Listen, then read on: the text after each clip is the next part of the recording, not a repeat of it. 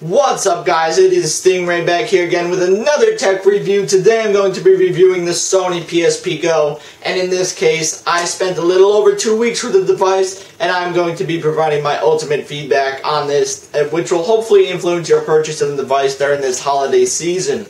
So, first of all, before I get to reviewing the device, I want to tell you guys that you can feel free to add me on the PlayStation Network. My name is right here, Darth Eliminator, with the awesome Assassin's Creed background, which is on sale in the PlayStation Store that you can buy for $2.99. So, let's get to the review of the Sony PSP Go. First of all, I have it connected to the PS3 right now, which, in case you noticed, is charging, because it died. After 2 weeks of using the device, it's only died twice, and it's been pretty much used every day, and it's got a really good battery life that I'm very, very confident you guys will be really happy of. Just gotta move this out of the way. First of all, I want to tell you guys that this has a really awesome feature. It's got Bluetooth built in, which you can use a Sony PS3 controller in order to control the device, which I'm going to be showing you right here. You use this, you can move the that's pretty awesome, isn't it? You can also play your games on here with the PS3 controller, except it only uses this one analog stick because the second one is not supported. But most likely, if Sony comes out with the PSP 2, which there are a lot of rumors about, they're most likely going to incorporate a second analog stick, which will further utilize the PS3 controller on the PSP. But this is an awesome start because look at how it's most definitely very reactive to H button press. It's got Bluetooth, which is what the PS3 uses, so it's got really awesome reaction. I don't know what you would really call it. Awesome feedback when you press the button, and it responds very fast on there. I'm not sure what you call it at this time. However, we're going to be going through an awesome review right now, and we're going to be providing very in-depth detail, which will hopefully influence your purchase, like I said, of the device during this holiday season. So let's get to reviewing the durability of the system first. As you can see, it is very thin. It is paper thin. It is really, really incredibly designed. It's basically like a flip phone. Well, not really like a flip phone, but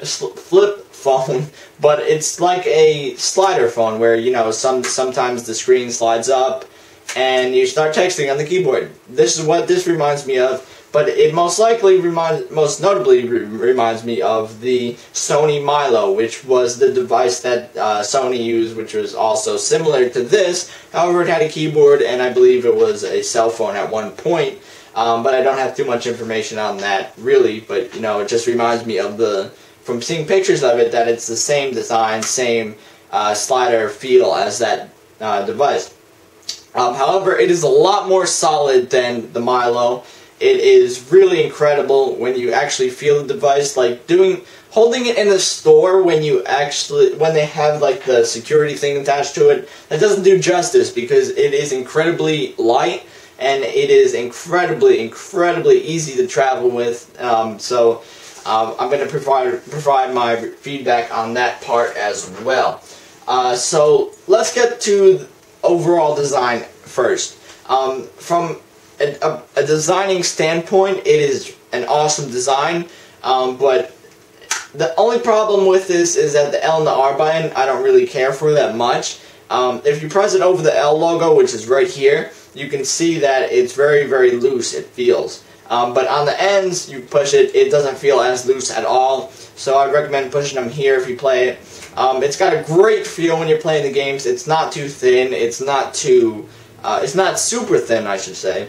And it's not like a touchscreen, you know, like the iPod Touch where you're playing on a touchscreen and it gets all full of fingerprints and stuff like that. The design is rather glossy and it's really pretty cool. This is the Pearl White edition, as you can see. It also comes in black like that PS3 right there. But one thing I want to mention is that the Sony really outdid themselves with the PSP Go, only because of the fact that it's the exact opposite of what's happening to the PS3 right now. Take a look at the Sony PSP 1000. The design of that was incredible. It's like a brick. You know, you dropped it once, it wouldn't break. Except maybe the screen would crack, but that's about it. But, you know, the UMD door, you know, it was latched, so you had to slide it to unlock it. The Sony PSP 2000, it went to being just like put your thumb in or whatever, then put your finger, and then you have to pop it out. And then the 3000, it got cheaper and cheaper, it seemed like. So Sony was trying to cut the cost of that there in that aspect, but I believe that Sony went back to the original roots of the PSP 1000 and made the design of this much more durable than they did in the PSP 2000 and 3000, rather the 3000, however, than the 2000. But the PS3, going a little bit off topic, the PS3 pretty much is going through this right now. Look at this, how it has the chrome, it's got the glossy design and everything, and Sony, in order to cut costs, they had to make it plastic, and they had to not make it glossy or anything like that, and it doesn't look as cool at all by any means, but they also cut 2 USB ports, they also cut the chrome on the front, which, in my opinion, I don't like at all, and I don't like how it can't play PS2 or PS1 games without downloading them on the PlayStation Store, pretty much.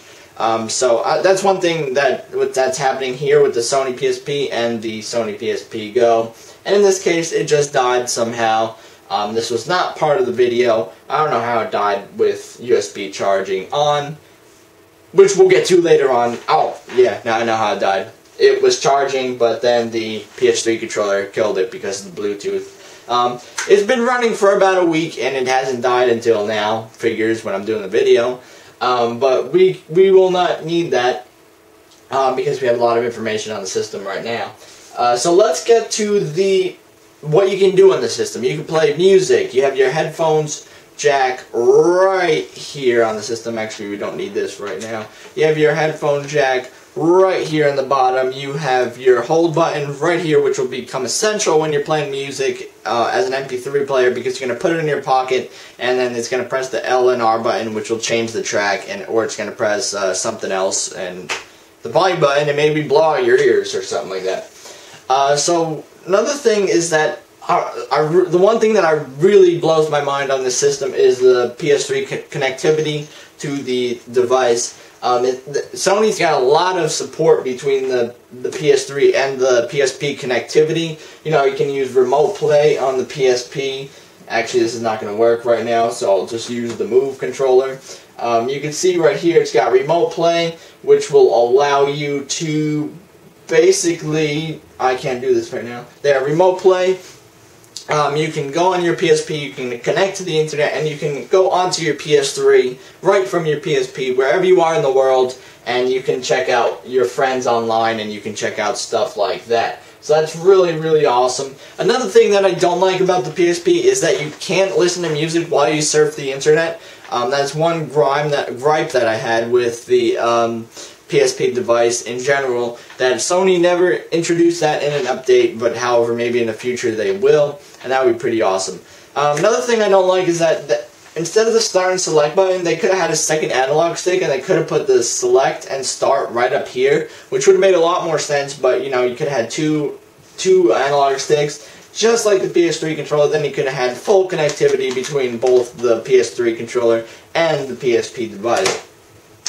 So, I hope I provided an in-depth feedback on everything about the Sony PSP Go in design and overall gaming ability. It's got great graphics, it's got great game selection, it's got so many games to choose from. However, another thing that I really don't like is the 16 gigabytes of flash memory. That even though that seems like a lot, it's very little, because most games that you download are over a gig, so you can only download like maybe 15 or 14 games at most on the system before having to get a memory stick on for expandable memory, pretty much.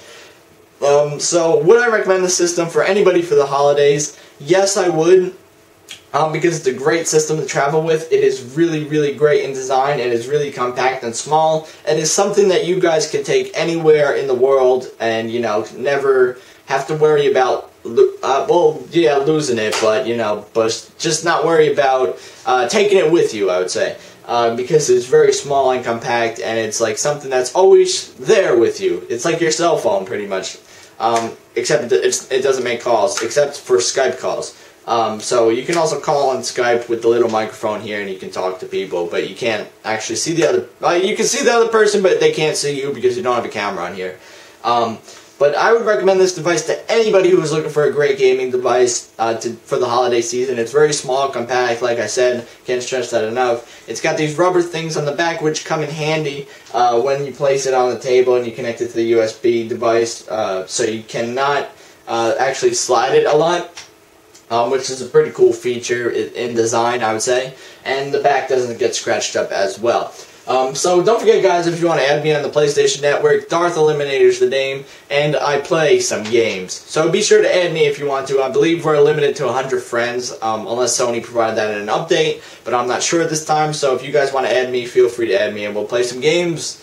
And that's really about it, guys, for the Sony PSP review. Hope you guys enjoyed it. And looking forward to many other tech reviews in the future. And I'm looking forward to many more unboxings coming to you live on StingRayVLogs. 90% of the time, you guys are going to find some entertaining stuff. So go check out my main channel, StingRay09, and check out my wrestling channel, DarkandGator9.